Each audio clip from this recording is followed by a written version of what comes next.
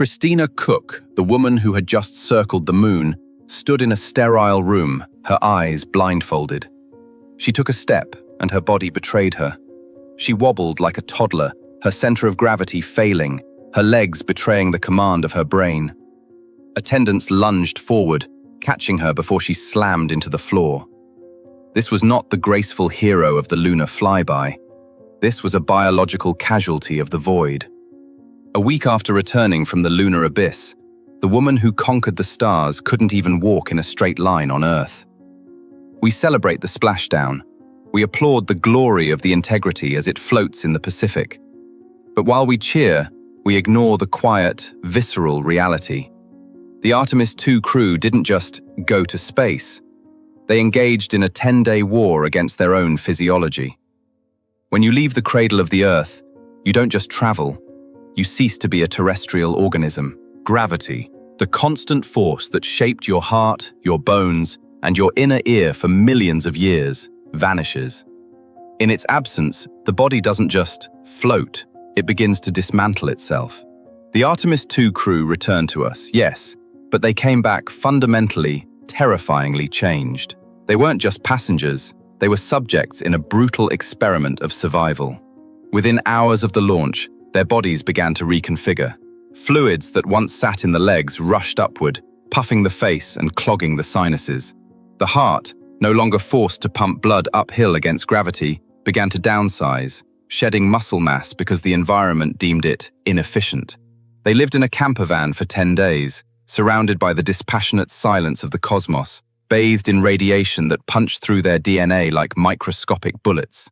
They returned to the ground and found that their balance, their vision, and their very coordination were ghosts of what they used to be. This is the truth the cameras missed. The moon is a majestic sight, but it is also a predator that leaves its mark on the marrow of your bones. They came home as survivors of a deep space demolition, and their wobbling steps were a chilling reminder. The void is not a place where we are meant to be. The human body is an engineering marvel that has spent hundreds of millions of years refining a single, vital objective: pumping blood uphill against the crushing, constant anchor of gravity. Every valve in your veins, every muscle in your legs, and the very architecture of your heart is a response to the downward pull of Earth. When Artemis II ignited its engines and broke free of the atmosphere, it didn't just launch a ship, it launched an assault on this delicate evolutionary equilibrium. In the vacuum of space, the body is a prisoner of its own pragmatism. The moment gravity vanishes, the system begins to dismantle itself. Within hours, not days, but hours of reaching orbit, the fluid that usually settles in your legs like water at the bottom of a glass has nowhere to go but up. It floods the chest. It engorges the head. The astronauts call it puffy face chicken legs, a term that sounds almost whimsical until you witness the reality. The face swells, the skin tightens, and the sinuses become so congested that breathing turns into a struggle. Meanwhile, the legs, starved of their usual workload, begin to wither. This is not a pathology. It is a ruthless, apathetic adaptation. The most unsettling transformation, however, happens deep within the chest. Your heart is a muscle, and like any muscle, it demands resistance to stay strong. In the weightless silence of the void, the heart suddenly finds it has no hill to pump against. There is no blood weight to haul. Seeing this lack of resistance, the body, in its cold, stoic efficiency, starts downsizing. It begins to shrink. The heart, the single most critical organ for your continued existence, starts to atrophy. It isn't dying in the sense of a disease. It is being optimized for an environment where it no longer needs to be strong. For a 10-day mission like Artemis II, this shrinkage is measurable, a warning flare in the dark. But imagine a 3-year voyage to the red sands of Mars. By the time the crew arrives, their hearts would be so diminished, so poorly calibrated for the pressure of a planet, that the simple act of standing up upon arrival could be a death sentence. We send them into the dark as heroes, but we are essentially putting them through a controlled demolition of their own cardiovascular systems. The environment of deep space is a predator that strikes not with fangs, but with the subtle, patient removal of the very tools we need to survive. Every hour they spend in the chasm between Earth and the moon is an hour the body spends forgetting how to be human. We perceive the human skeleton as a static pillar of calcium, a dead, unyielding scaffolding. In truth, your bones are a war zone, They are living, breathing tissue locked in a permanent, microscopic struggle between two types of cells: osteoclasts, which dissolve bone, and osteoblasts, which rebuild it. On Earth, this balance is maintained by the relentless, invisible hammer of gravity. Every time you stand, walk, or simply hold your head high, the mechanical stress tells your bones, "Stay dense, or you will shatter." In the silent, dispassionate void of space, that command vanishes.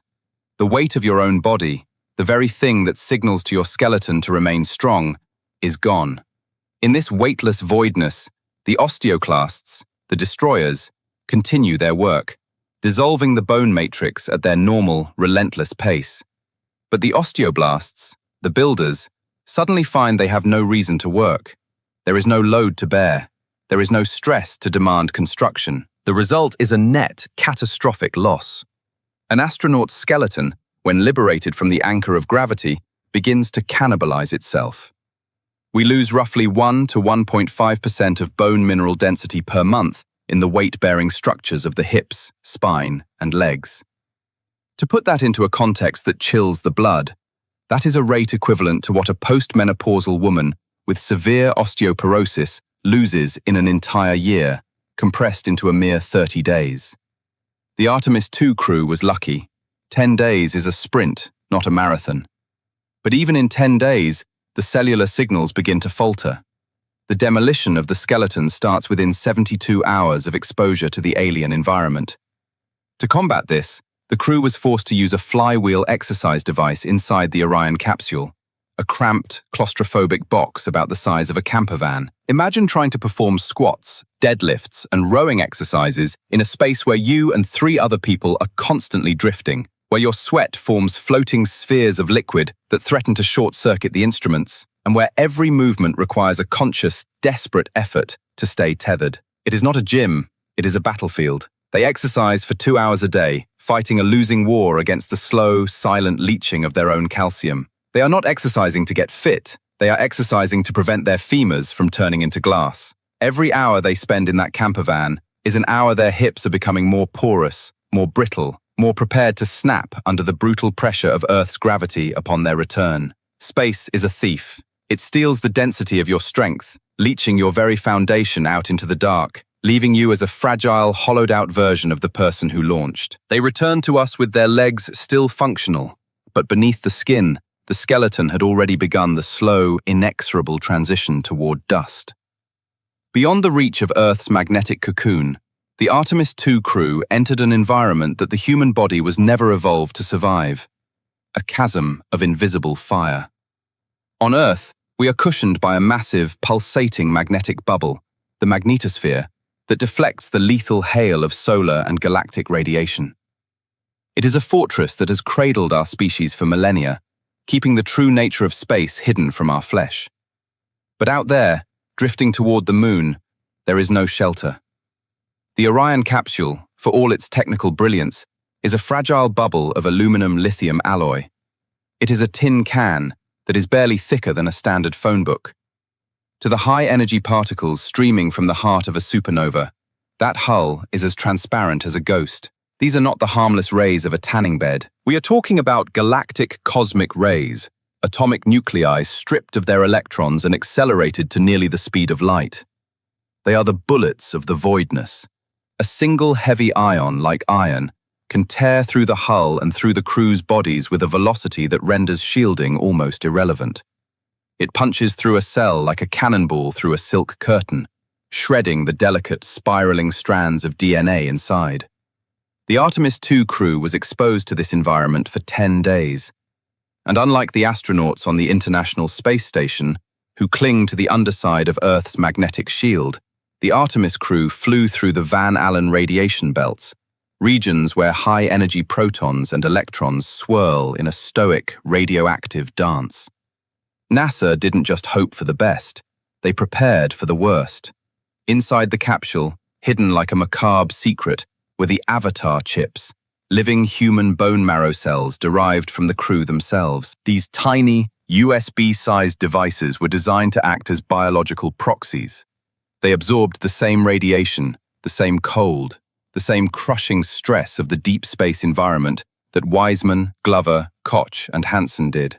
They were flying a part of themselves in a cage, using their own tissues to see how quickly the radiation would rewrite their genetic code. It is an act of defiance that borders on the eldritch, to send your own living cells into the dark, knowing that the universe is actively trying to dismantle them, just to see how much of you is left when the experiment ends. Nobody expects the crew to exhibit acute radiation sickness. The dose was too low, too fast for that. But the concern is the molecular signature of the radiation. They are looking for the early indicators of accelerated aging, the subtle, invisible changes in gene expression that turn a healthy human cell into a ticking time bomb of mutations. When you spend 10 days in the chasm, you don't just see the moon. You absorb the debris of dead stars. You carry the high-energy residue of the galaxy in your blood, in your marrow, and in your very chromosomes. You return to Earth, and you walk on the porch. You drink your coffee, but the radiation has already finished its quiet work. You are a biological entity that has been rearranged by the stars. And the true cost of that change will not be measured in days, but in the slow, irreversible drift of your own cellular destiny. The most insidious horror of deep space is not the vacuum or the radiation. It is the betrayal of your own circulatory system. On Earth, your cardiovascular architecture is a triumphant engineering feat, designed over eons to fight the relentless, stoic pull of gravity.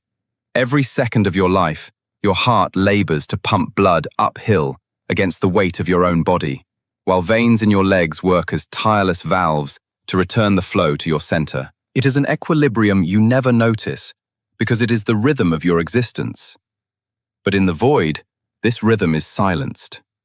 The moment the Orion entered its orbit, the gravity that dictated the flow of life vanished.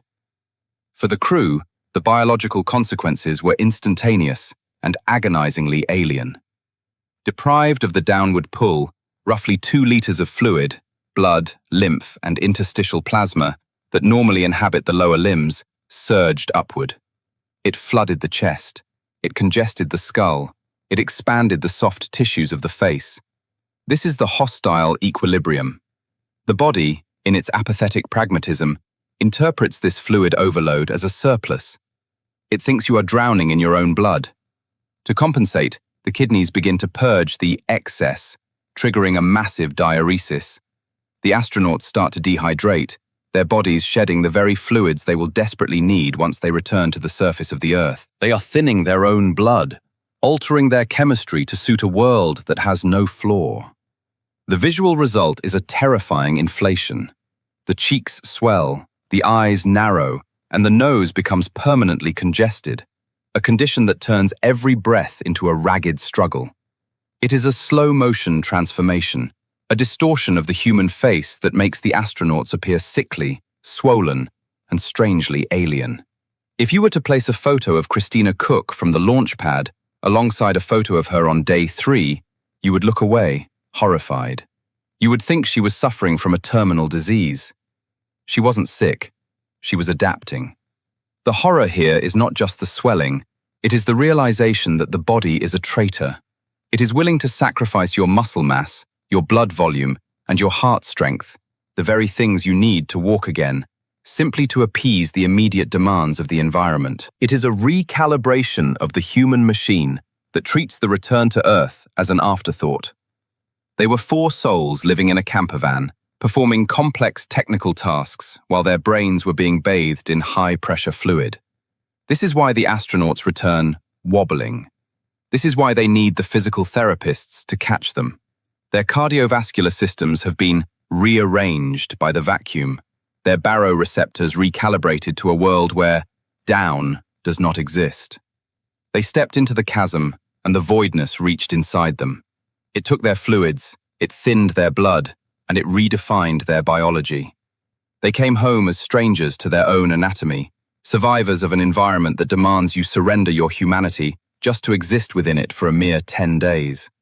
The most chilling alteration is one that the astronauts felt from within, a ghost in the machine of the mind and the window to the soul. We speak of the human eye as a miracle, but in the dispassionate calculus of the void, it is a pressurized, liquid-filled sphere, a target for the madness of microgravity. As the blood and cerebrospinal fluid surged toward their skulls during those 10 days, the pressure inside the cranium began to climb. It is a slow, insidious compression, known to the experts as spaceflight-associated neuroocular syndrome, SANS. The fluid, having nowhere to bleed off, begins to push against the back of the delicate eyeballs, flattening the sphere and swelling the optic nerve. Imagine it. The very light that defines your reality is being warped by the shifting pressures of your own internal sea. Some astronauts, individuals who have possessed 20/20 vision their entire lives, suddenly find the world blurring at the edges. They reach for reading glasses, a necessity born of the fact that the skull, pressurized by the absence of gravity, is literally squeezing the vision out of their heads. It is a subtle, agonizing transformation. It is the body telling the mind, I am being reshaped by this place.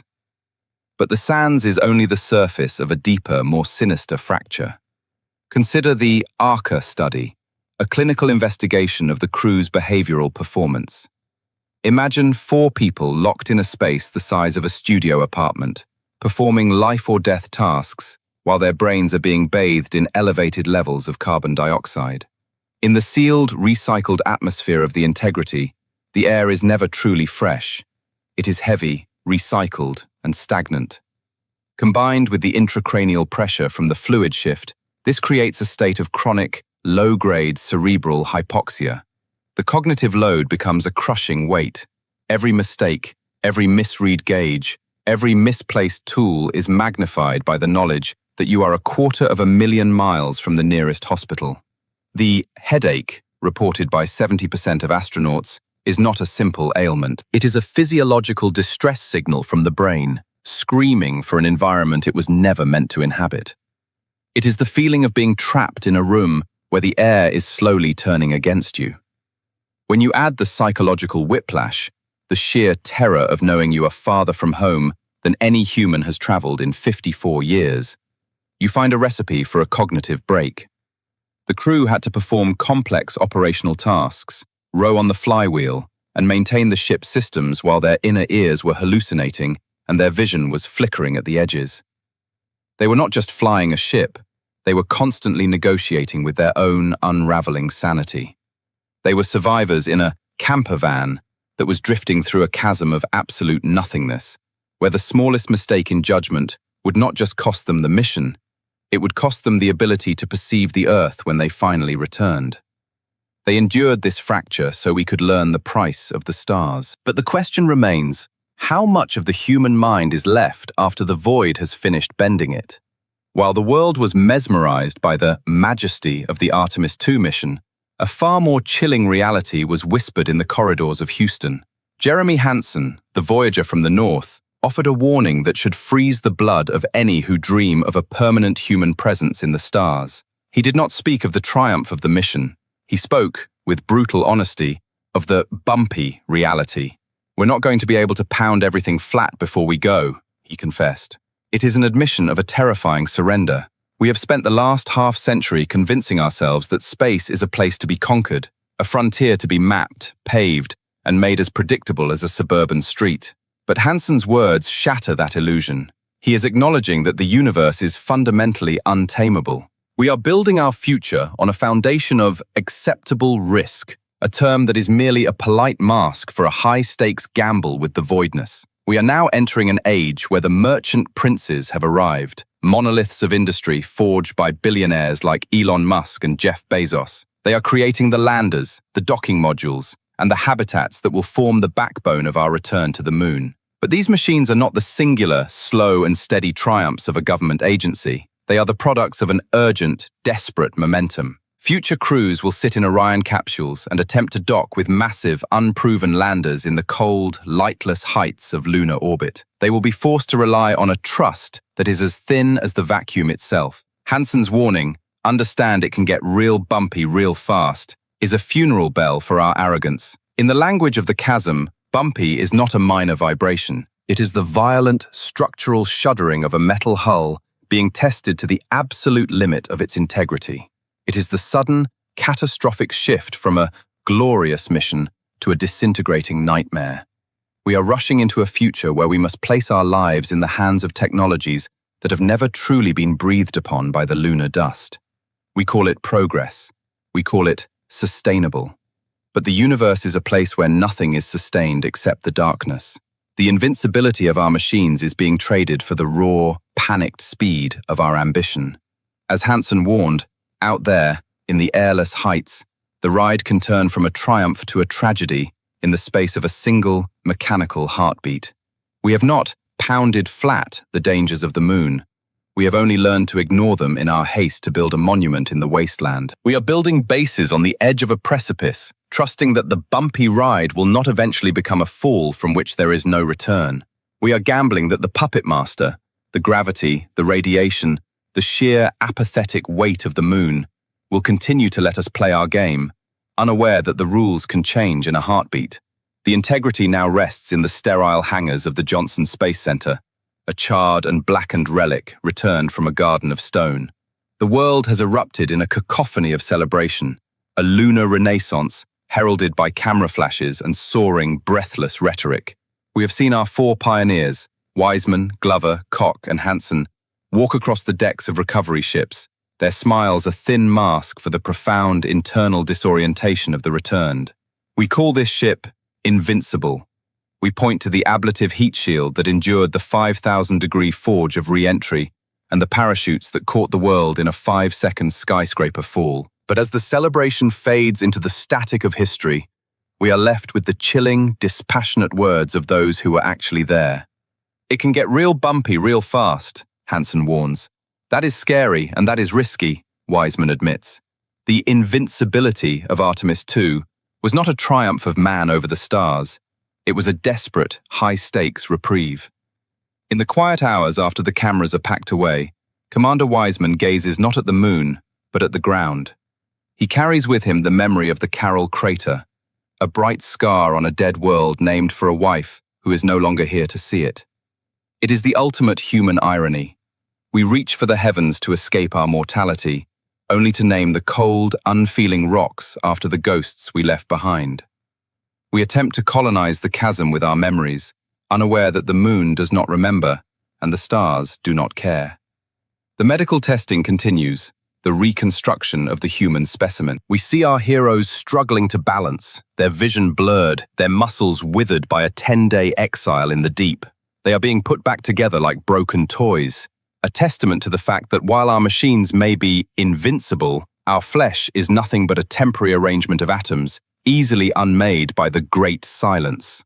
NASA is already looking toward Artemis III, toward the docking of private Leviathans and the permanent dark of the South Pole. We are rushing to trust each other because we have no other choice. We are building a future on a bumpy threshold, hoping that the next roll of the cosmic dice will be as kind as the last. But let us be honest in the shadow of this glory. The Orion is a masterpiece of engineering, yes. It is the finest, most robust cage we have ever built. But in the grand, cyclopean scale of the cosmos, it is a soap bubble in a hurricane. We are a species of dust, attempting to build a monument in a wasteland that has existed for eons before us and will exist for eons after we are gone. Our renaissance is a brief, flickering spark in an eternity of darkness. We return to the moon not because we have conquered the fear, but because the fear has become our fuel. We are obsessed with the void because it is the only thing large enough to contain our hubris. The Artemis II mission was glorious, yes, but it was the glory of a moth that has touched the flame and by some miracle did not burn. As the sun sets over the launch pad, the moon rises once more, a cold, silver gargoyle hanging in the velvet night. It watches us with an ancient, apathetic gaze. We may build our bases, we may name our craters, we may fly our invincible ships, but the universe remains what it has always been, a vast, unplumbed theater of silence, where the only thing truly invincible is the dark. We are home, for now, but the chasm is still there, waiting for the next bumpy ride, and it has all the time in the world.